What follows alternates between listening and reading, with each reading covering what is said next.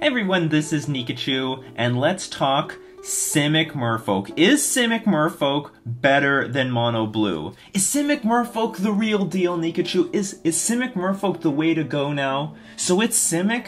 It's Simic, right? I think it's Simic. Now, we're gonna go over all the reasons why, but the number one reason why Simic Merfolk is nothing close to any of the other splashes in the past. You know, we've tried the white splash, the black, red, and even the green splash for Collected Company, but the difference between then and now is that Kumena Speaker and Merfolk Branchwalker lifted the foundation of the deck up. If it was so simple to just add, like, instants and sorceries and all these other spells to make our deck better, then any of the splashes in the past would have worked. But they didn't. They were never better than Mono Blue. Sometimes they could reach to the same level as Mono Blue, but they were never better. And a card like... Who would have thought that just a vanilla 2/2 creature would have made, for 1 mana, would have made such a big difference? This Kumena Speaker is amazing. It so often feels like, I don't know, the muscly version of Curse Catcher, because Curse Catcher is a fantastic card, helps us in so many matchups against, control, like, combo decks with instants and sorcery, slows them down a lot. But there are also a giant chunk of games where he's just a vanilla 1/1 Fugitive Wizard. So now this Fugitive Wizard is doubled in power to 2/2, and it makes a huge difference. It's you can attack for 3 on turn 2. There's way fewer creatures that can block it. Like, you know, if your opponent has Thalia, Guardian of Thraben, they can't block the 3/3 creature.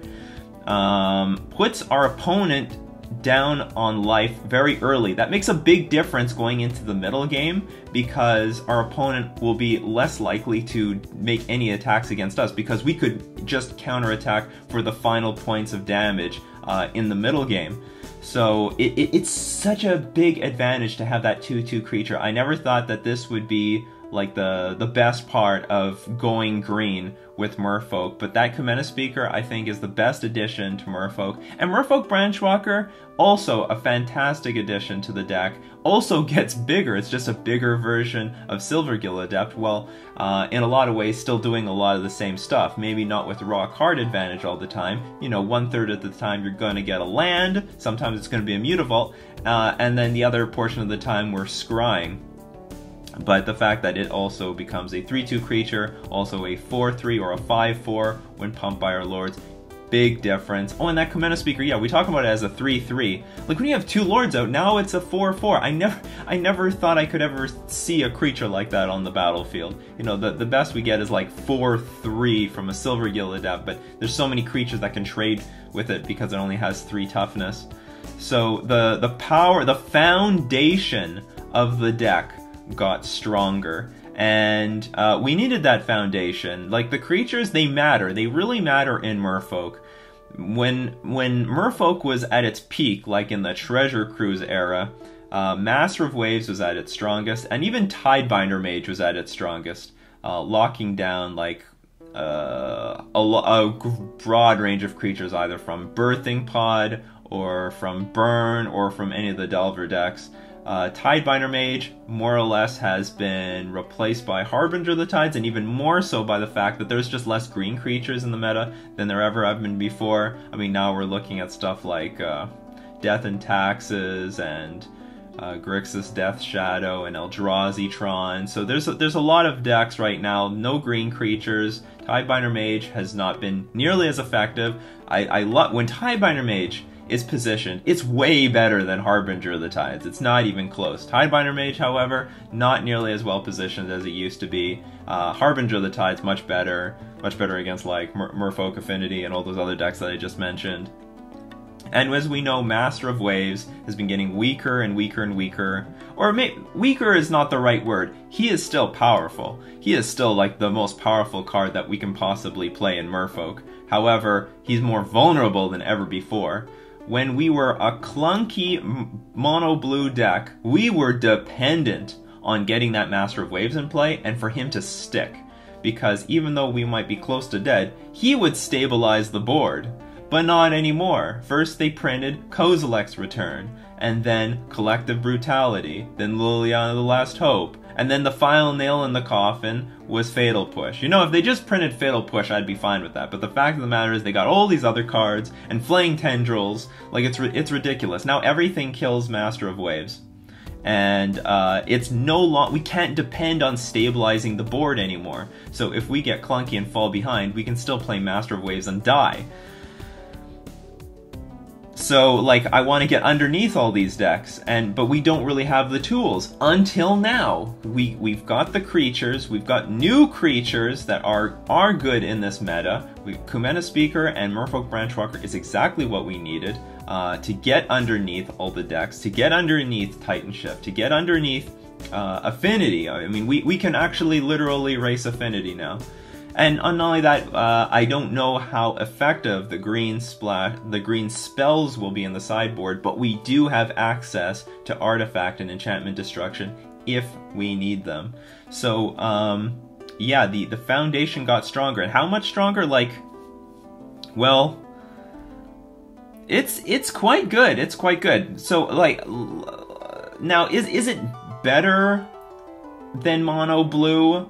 Like, I'm gonna say yes, because of my, like, win percentage. Even though that my opponents don't all look like pros, like, I've played a little bit off camera, but off camera and on camera, like, my win percentage is like 85%. Even against, like, random bums and ponies, like, I'm still killing them at a clock that I don't think I should be able to kill them at. And also, the deck is a little bit more forgiving because it has that power. I'm allowed to make maybe a few more mistakes than I usually do because I've put in more damage against my opponent. They're in a more vulnerable situation than they normally are against us. So the deck is more like having more 1-drops allows us to have more turn 4 kills, or at least threaten turn 4 kills. It gives us so much more initiative and gives us so much more leeway. We're not on, when we were a clunky mono blue deck, we have to be so careful to be so precise because we're already under the gun, we're already taking damage, we're looking for the right way to stabilize the board, and if we choose the wrong, if we make one wrong decision out of any of that, we're dead. That's what made Merfolk so fragile. So I think the Simic deck is actually less fragile because we're going to have the initiative more often. We're going to be putting more pressure on our opponents. That makes our decisions easier and it makes our opponents' decisions harder. And that can get converted to win percentage as well. So, like, yeah, I'm at like 85% so far. I mean, in the long run, this is going to go down. But I mean, even just experimenting, I think it's very, very high. And the games... When I review the games, when I'm watching my own games, it all comes down to Kumena Speaker and Merfolk Branchwalker. These cards help so much. I can always say, I won this game because that Kumena Speaker was attacking for 3 on turn 2 and then attacked for 4 on turn 3. I can say, like, the Merfolk Branchwalker, it helped me find that card that I needed. It helped me find that Lord. It helped me find that land. So, the creatures have helped the foundation of the deck by a large margin. So is Simic the way to go for the future? Is it, like, really the real deal? Well, I'll tell you this much. I am a little still, I don't know yet. I don't know yet, and I'll tell you why. A lot of people are asking me, Nikachu, was that really a competitive league? Like, the way that guy was playing, I thought it was a friendly league. Nikachu, is this a friendly league or a competitive league? So we've been playing these matches for the last few weeks, and I mean, I'll admit, like, a pretty decent chunk of my competition looked really soft, and there's a good reason for that. The Standard Pro Tour is happening, like, right now, and all the sharks, all the pros, they aren't playing in the modern leagues. They're, like, nowhere to be seen there. Right now, it's the softest it possibly could be in Modern for probably the last month because everyone has been preparing for Pro Tour Ixalan. So all our playtesting is fine for feeling out the deck, seeing what it can or cannot do, but actually, like, none of the results really matter because I know these guys are not the top level players that I need to play against to be sure that this deck is the real deal. So while I think Simic is better than Mono Blue, like, because I think if I were to play Mono Blue even against the same field, I may not win nearly as easily. The games would not be as comfortable. I don't know if I would have won as much, but at the same time, we have not been playing against the pros. They have been preparing for Pro Tour Ixalan. They're nowhere to be seen in the modern queues, or the leagues, or the challenges, whatever. They have better things to do. So we're gonna have a much better idea how good Simic is after the Pro Tour, and especially before the modern Grand Prix. A lot of Sharks and pros, they will be preparing in Modern for those Grand Prix, and that's the time that we're going to really know how good this deck is. And then especially right before the Modern Pro Tour would be the idealist, because all of them will be in the competitive Modern leagues preparing for those events. So right now, I can't reliably give any credit to my results because I know that the Sharks and the pros, I'm not playing against them. They're preparing for the Pro Tour. They're all fixated on Standard. But we will eventually run into them. And I would just say, even at a gold fishing point of view, that the Simic deck looks so much better. So some other things that people are asking me.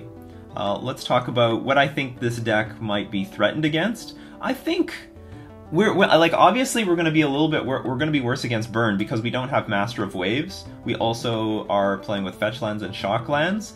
But I don't think our Burn matchup gets so bad that we'll be losing. We still have access to counterspells in the sideboard. Certainly our Burn matchup gets crashes quite a bit, but I think our EV against all the other decks get lifted up. That I'm not concerned that I lost some percentage points against Burn. I still think we are a favorite against them, and I think overall we just win so many percentage points against the rest of the field. I'm not too concerned that we lost a few against Burn.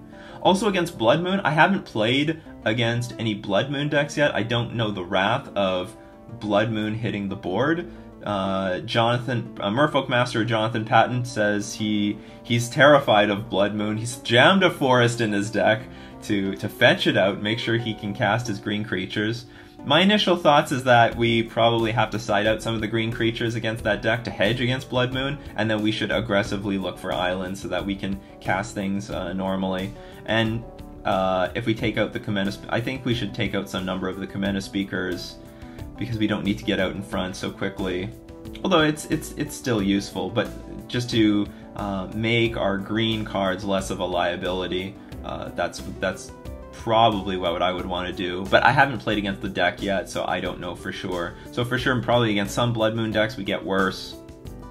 But against the rest of the field, I love that we definitely have a better chance against Titan Shift. We definitely have a better chance against Affinity. I think the Simic Merfolk deck is better in the mirror against Merfolk because we can very easily kill them on turn 4. Whereas they have cards like Master of Waves, which is going to be like a 5-drop a decent chunk of the time, and probably a dead card.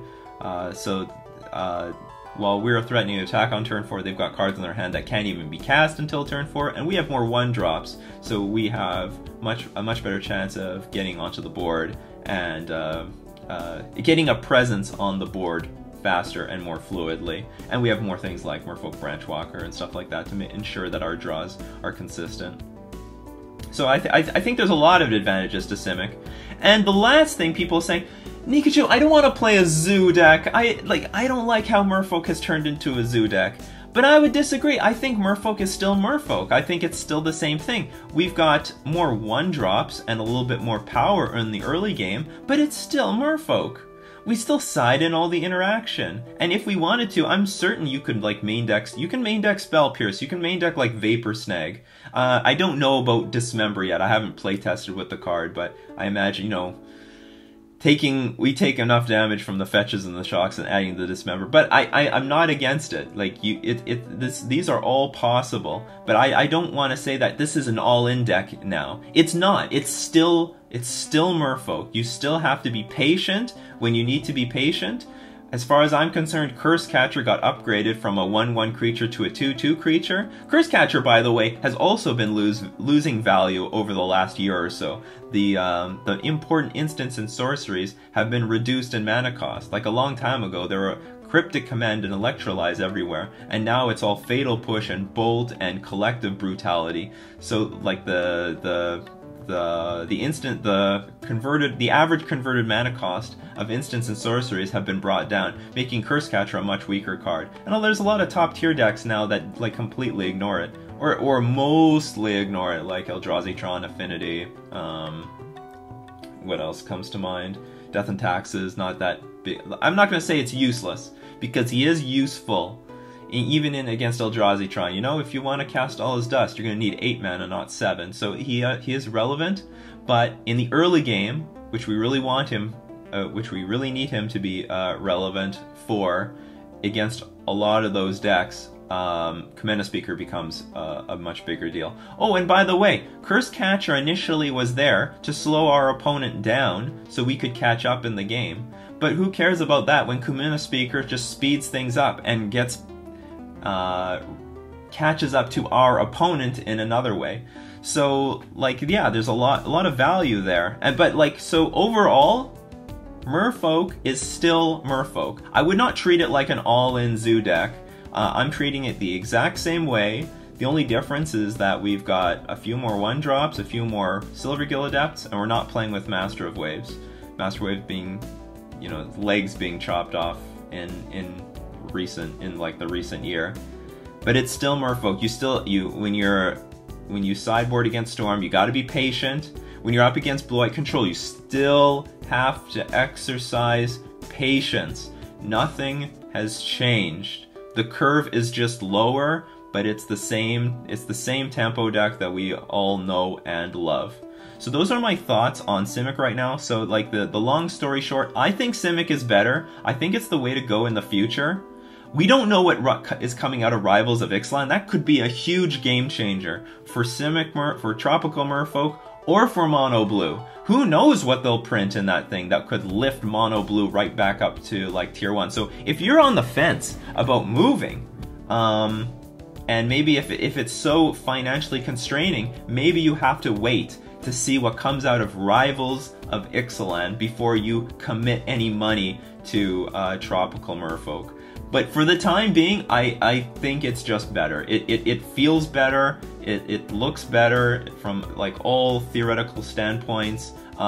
We see so many results for Tropical Merfolk. Like if you want to say, oh, Mono Blue is just as good, well, where are their results? Because I don't see them anywhere. Everything that's in the Modern Challenges, the 5-0 leagues, the Star City Games results, it's all Tropical Merfolk. All of it. Nothing for Mono Blue. So, I mean, I'm not saying that Mono Blue is unplayable. That is definitely not true. But Simic Merfolk, definitely much more positioned. They've got the results.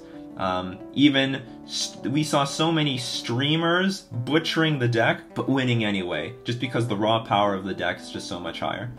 So anyway, those are all my thoughts on Tropical Merfolk versus Mono Blue. Like, share, comment, and subscribe. Agree or disagree? Like to hear what you think about in the comment section. This has been Nikachu, supporting Tropical Merfolk in Modern.